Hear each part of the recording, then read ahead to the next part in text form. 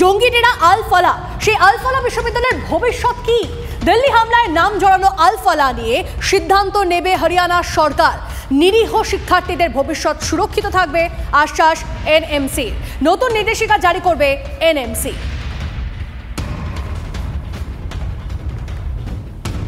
এটা তো ইতিমধ্যে বেরিয়ে আছে। শাহিন শাহিদ জয়েশের যে সর্বকর্তা এই মাসুদ আজহারের বোনের সঙ্গে ফাজিয়ার সঙ্গে ডাইরেক্ট কন্ট্যাক্ট আপাতত এটা সবার সামনে চলে এসছে। শুধু ইন্টেলিজেন্স এজেন্সি না, প্রত্যেক ভারতবাসীর সামনে এসছে। এই যে ডক্টর টেরার মডিউল, এরা জেনারেলি আরো রিক্রুট করার ওদের প্ল্যান ছিল অথবা রিক্রুট করেছে। এরা জেনারেলি হোয়াটসঅ্যাপ অথবা যে সোশ্যাল মিডিয়া আমরা অভ্যস্ত, ওরা এই সোশ্যাল মিডিয়ার মাধ্যমে করে না। ওদের টিওআর বলে একটা ডার্ক ওয়েব আছে, যার মাধ্যম দিয়ে এই যারা মেন স্ট্রিমে লোক যারা ছিটকে পড়ে সেই লোকদের ওরা টার্গেট করে এবং তাদের মগজধোলাইটা করে।